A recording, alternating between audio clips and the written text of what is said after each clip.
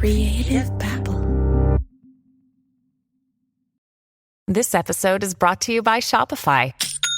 Forget the frustration of picking commerce platforms when you switch your business to Shopify, the global commerce platform that supercharges your selling wherever you sell. With Shopify, you'll harness the same intuitive features, trusted apps, and powerful analytics used by the world's leading brands. Sign up today for your $1 per month trial period at shopify.com/tech, all lowercase. That's shopify.com/tech. Hey everyone, it's me, Javier. I am obviously not in my typical recording space. I'm actually out in the field recording season 4 of Criminal Conduct with my friend and co-host, John Taylor. But we stopped, our investigation of season 4 of Criminal Conduct to listen in on the arraignment of Tanya and Rick Fernandez, which happened Friday, February 10th. Now, I'm going to let you listen to part of this arraignment. And arraignments, for those of you who are unfamiliar with the process, they get a bunch of people awaiting trial and they have to plead guilty or not guilty. And if you watch the video, which I'll post some clips on social media, you'll notice that most of the people waiting for arraignment are dressed in orange because they're inmates until, they get their trial. Tanya and Rick have not been incarcerated. They've been able to live at home, and they were actually able to dial in through Microsoft Teams meetings. So it's like basically they were Zooming into court. I'm not quite sure why they chose that route versus appearing in person, but that actually allowed us to watch the entire proceeding. So I was able to log in remotely and watch the proceeding happening in Phoenix, Maricopa County in Arizona. And I'm going to play you some of that. I was really curious. I was like, will Tanya and Rick plead guilty or not guilty? And, they pled guilty. They actually lawyered up. Number 6, Estate versus Ricky Fernandez. CR 2020-3006123-01. Counsel Defendant, your appearance, please. Yes, good morning, Your Honor. Tim Hinsey, on behalf of Attorney Robert Casey for Ricky Fernandez, will waive formal reading. He's been advised of his rights under a not guilty plea, and Mr. Casey is privately retained, Your Honor. Thank you. Mr. Fernandez, would you please state your name and your date of birth? Yes. Ricky Lupe Fernandez, May 13th, 19... Thank you.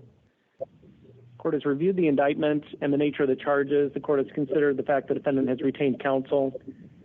The alleged offenses occurred between July of 2017 and August of 2022. Court is inclined to release the defendant to the supervision of pretrial services. Do not access the internet through any electronic means. Counsel for the state, does the state wish to be heard? No, Your Honor. Counsel for the defendant. Yes, Your Honor. Mr. Fernandez has no criminal history. He is an Arizona native, owns a home in Arizona. He's a caretaker for his adult children that have special needs. With no prior criminal history whatsoever, he doesn't have any failures to appear. He has retained private counsel. He's taking the matters very seriously. He has parents, extended family in Arizona. He's retired, but also a caregiver at this point for his children. He did 30 years with the U.S. Postal Service. We're asking that he be released on his own recommendation. Given his lack of a criminal history, there's no allegation of danger to the community. These are not violent offenses that he is currently charged with. For those reasons, we're asking for OR release, Your Honor. All right, counsel, is there any need for him to access the internet? Your Honor, if I could have one moment. All right. Your Honor, he does have a business that he runs that he will need access to the internet for. In addition to that, scheduling for appointments and things like that for his special needs children, which a lot of that happens via computers, Your Honor. So we would ask that he does have computer access. All right. And counsel, regarding that business, what's the nature of the business? It is a photography business, Your Honor. All right. Other release orders are that you not initiate contact with any arresting or investigating officers. Do not return to the scene of the alleged offense. Do not have any contact with any alleged witnesses to the offense. Do not have any contact with the alleged victim. either initiating contact or having any physical contact with the victim. Counsel, the defendant, is there any need for the defendant to have any contact with Tanya Fernandez?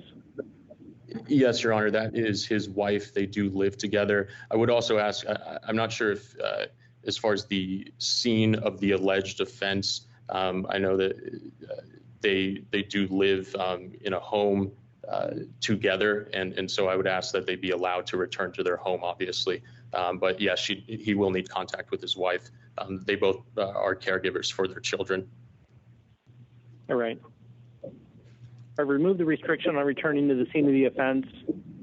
Regarding contact with the co-defendant, I've ordered that you may have contact with the alleged co-defendant, but you will not discuss the case or the facts of the case. Regarding access to the internet, I will allow access for purposes of your business,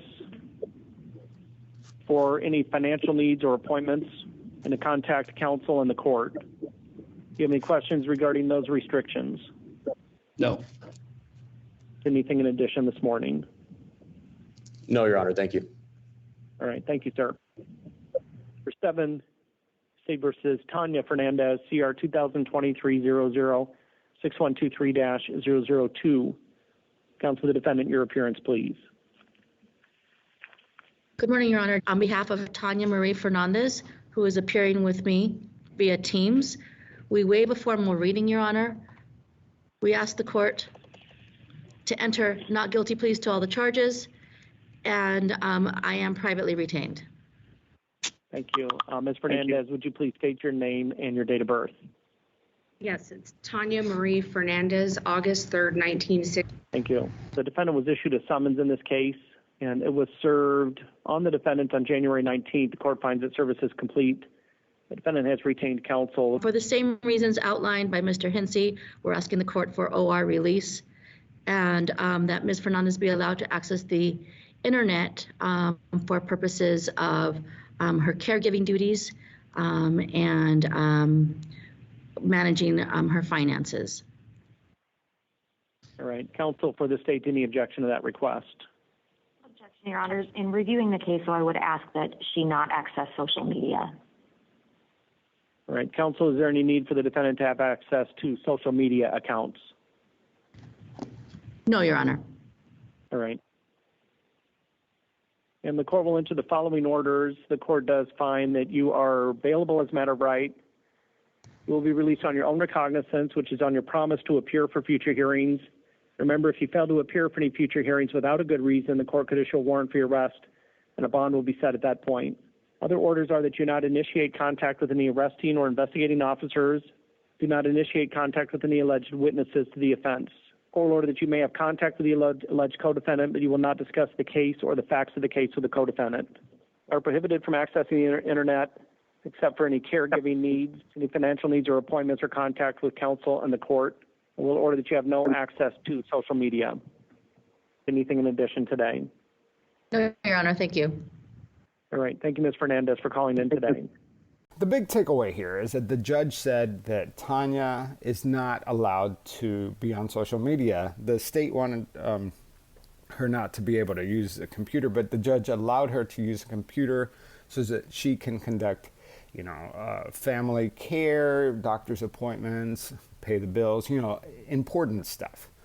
Rick Fernandez was asked not to be online, but he got an exception because he has a photography business, which I don't know if you want to call it a photography business, but whatever. Funny enough, the day of the arraignment, Rick gets on Facebook and posts pictures online. I mean, anyway, but so that's interesting, right? But actually, this story gets crazier and crazier. Every time it reaches new levels of crazy that I never even anticipated. So that was the day of the arraignment, Friday, but let's back up the night before. The night before their arraignment, a user with the screen name of Dancing with the Stars Fan for Life 1 starts badgering and harassing my listeners on Instagram. My handle is @PretendPod if you want to watch the train wreck as it happens, still going on. She's responding And she's claiming to be Chelsea, who we're calling Chelsea, the patient of Dr. Gresman. And she is going toe-to-toe with my listeners. One of her first messages or responses, she said, "I'm the patient and she's going to win this stupid case. That should never have been taken to court if the law system wasn't so one-sided." Guys, this is the night before her parents are going to court to plead not guilty. That's crazy for 6 felonies, by the way. So let me read you some more. A listener said, "Girl, your whole family should stay offline for a bit," which is good advice. And then the Chelsea, or this Dancing with the Stars account, says, "And you should mind your own business. Ha ha ha." I've never been able to talk directly to Chelsea. I just made a lot of assumptions that, she's intellectually disabled. She's kind of quiet. She's probably a very sweet girl. But this person, whoever is sending these messages, is being ultra aggressive. And the language being used is very familiar. So it reminds me, and I've read thousands of these messages from the stalker, it reminds me of the way the stalker talks, the same anger, the same aggression, and it's not looking pretty. I mean, this whole time, in episode 12, I kind of was narrowing it down to the kids, but my money was, if I had to pick somebody, I thought, well, it sounds male, it must be James, but now I'm really reconsidering this whole thing. Let me read you some more messages. So another listener said, "I think some of Tanya's profiles entered the comments on here." So after dozens of harassing messages from this profile, I said, "Hey, message me if you want to talk. I'm available." And the Dancing with the Stars account says, "There's nothing to talk about other than your misinformation in your podcast." She then says, "I'm her daughter, you dumb tard. Shouldn't you stay off social media and be in school?" So I messaged Chelsea. I said, "I'm available to talk whenever you want." I said, "Hey, Chelsea, if you ever want to talk to someone who's been through what you've been through, I have a friend that's willing to talk to you." And she goes, "What exactly have I been through?" And I said, "So tell me, do you think you could live independently without a guardianship?" And she says, "I can't, and I wouldn't want to." And I say, "Why is that?" And she goes, "The world is wicked, and I wouldn't be able to thrive in it at all." And I said, "Have you ever thought about it?" And she says, "No, because I'm perfectly happy at home." "Do your parents know that you've been commenting on Instagram?" She says, "I'm 27 and I can make my own decisions when it comes to what I want to comment on. I don't appreciate you calling me a prisoner." And I said, "I was talking about the guardianship. You seem very smart, like someone who could thrive. Your mom made you sound very immature." She said, "How so?" I can say for myself, I don't act like a 27-year-old. And I said, "How old do you act?" And she says, "Like a 12 to 13-year-old. "And how are your parents feeling?" "Feeling about what exactly?" She says. "Everything," I said. "I don't really want to discuss how they're feeling. All I'm going to say is that they feel betrayed." And I say, "How do you feel?" And she says, "Stressed for them." Then I said, "Can you tell me about that boy that you met online?" "What boy?" Well, let me interrupt here for a second and tell you about a boy that she met years ago, and she snuck out of the house. Back in, I think, February. Yeah. Where she had snuck out at night, I think it was. That was last year. Yeah. Was that last year? Yeah, she did. She regretted it. Oh, yeah, 2019, I'm sorry. Yeah. But the years are going by quick. Yeah. So, and that guy, Anthony Gray, or 28 or something like that, and I think our detective looked into it, and I think there was even a Dancing with the Stars connection to that profile. Oh, really? Yeah. I'd have to double check the report, but I think when our police assistants do all our threats report when they're minor threats, and when she did a check to the Anthony Gray 28, it linked back to hashtag Dancing with the Stars report, or I'm sorry, on the internet. Mm-hmm. So that was kind of a weird connection right there. I don't know what's going on. I honestly, if I had the magic, if I had all the answers, I would share. I just don't know what's going on. I'll play you a clip of what Tanya told me when I asked her about this. Oh, that was oh my gosh. I don't even remember what year that happened, but I want to say it was probably 2017. I don't know. I don't remember. But anyway, all I know is that the kid met this guy who claimed to be a JW, and her being a young girl, I think she might have been 18 or 19 at the time. I don't remember. He was showing interest in her. And so he conned her into meeting him at a park that's like 5 houses down from our old house. So she snuck out of the house in the middle of the night, like midnight, and went down there and then, figured it out pretty quickly that he wanted more than he claimed. He just wanted to meet his friends. And then she gets down there and he wants to, do more than that. And she's like, no, I'm not doing that. And she said, I have to go home. And she took off running and went home. She's like, Mom, I think you need to know something. I met some dude at the park, and it wasn't a safe thing, and I think you need to know about it. And I freaked out. I'm like, oh my God. So then I talked to her. She was crying. She was like, it scared me. And, I didn't realize that I was in danger. And I said, never, ever, ever, ever do that again. And she told me what his name was, which I don't remember. It's been forever ago. This predates all of this stuff, so I don't remember. So now back to the direct message with Chelsea. She said, it happened a while back ago, and we don't chat anymore. And I said, why did you leave? Because I wanted to. There was no reason why. So have you thought about leaving? No, I haven't. Then it got late, and I stopped messaging with Chelsea. And that's when it got even stranger. And this part, hold on to your seats, because I did not even see it coming. Apparently, there is a whole thread on Reddit about the stalker and this case, that I'm working on.